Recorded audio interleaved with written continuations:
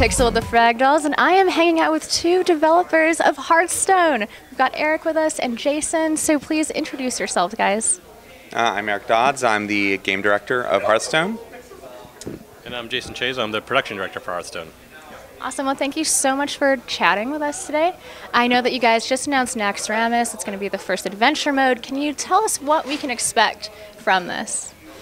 So what you will see is a series of single-player bosses battling against the AI, and it will be released in a series of wings. And in each wing, what you'll see is battling a boss. If you can defeat that boss, there's a card that you will get that you can add to your collection to play in single player or multiplayer. You know, use that card however you want once you've defeated that boss.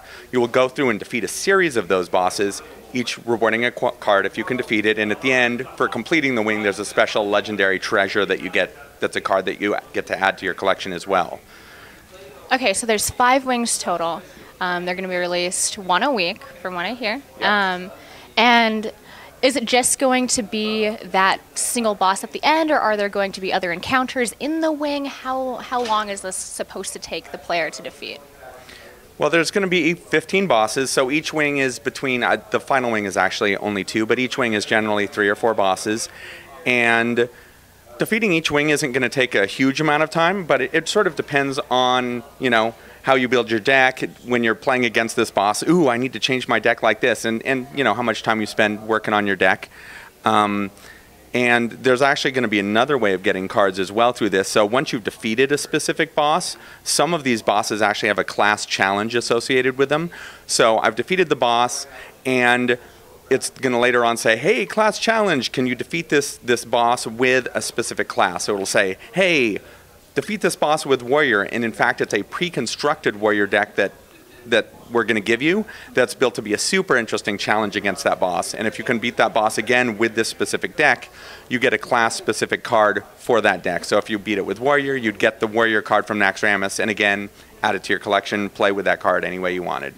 That's awesome. Well, so when you're doing these pre-constructed deck sort of challenges, right, does the boss react in the same way every time? Is it supposed to be something that you figure out, like it's kind of like a puzzle at that point? It's definitely going to feel puzzle-like. It's a puzzle that you'll be able to solve in a variety of ways, depending on the class you're playing and a lot of other things, but it's definitely going to feel like a puzzle. And each of these bosses actually have a specific hero power that's a little bit different than the hero powers you would see from a normal one of the 9 class heroes. So for instance, Hagen has a power who does 2 damage to your minion that's on the left side of your playboard. So normally when you're playing a minion, you'll just throw it out wherever you want to throw it out. Hey, whatever, just drop it on the table. And against Hagen, you'll go, wait a minute, okay, I know he's going to start taking care of things from the left, so maybe I need to drop the guy with the Divine Shield on the left, or more health, or maybe a guy that I actually want him to kill. So you're going to have to think about it a little bit differently. So it's definitely puzzle-like, and each of the bosses will be a different puzzle along those veins. That's cool. I like how positioning matters, and that sort of adds like a whole new layer of strategy on top of it. That's really cool to see. Now, I know that you guys also shared some of the new cards from what we can expect to see, and Death Rattle was a very popular mechanic on those cards. Are there any other common threads that we can maybe expect to see from some of the other new cards?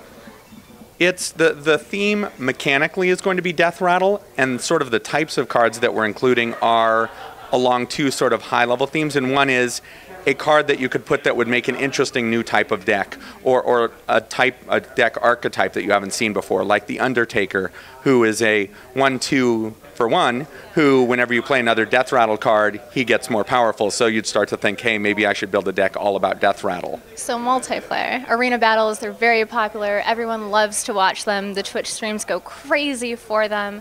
How do you expect to see the new cards that are going to release just shake up how multiplayer is working right now? So, I mean, part of the idea here in terms of how we're rolling out cards for Naxxramas is that as each of the wings is being rolled out week to week to week, we'll be introducing the cards associated with that week back into the arena.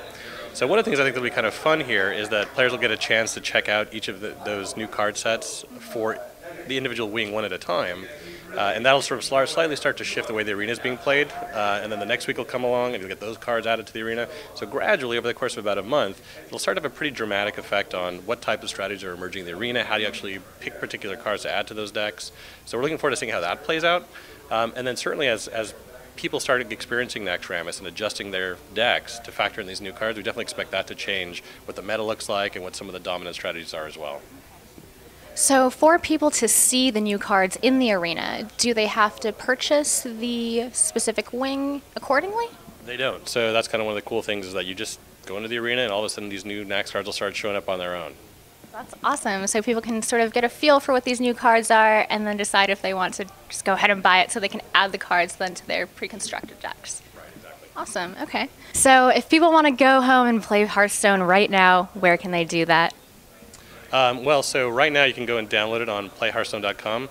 Within the next week or so, you'll also be able to go to the App Store if you haven't had a chance yet, if you're not in Canada, New Zealand, or Australia. But anywhere else, you'll be able to pick up Hearthstone on the iPad within the next week. Awesome. And so for the iPad version, how is that going to work? Is your account going to be tied between the PC version and the iPad version? What's that going to look like?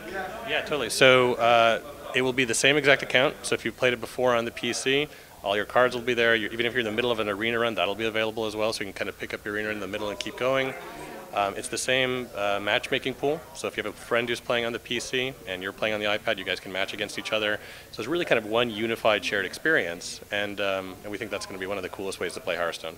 Definitely, because I know that one thing that does suck from some other games is you have to like re-level your characters and just get everything back. So that's perfect. Brilliant, guys. Thank you guys so much, and I hope everyone else is excited to see more content from Blizzard here at PAX. I know a lot about A Child of Light, but if people at home haven't seen much about it, can you explain to us a little about what this game is and some of the story?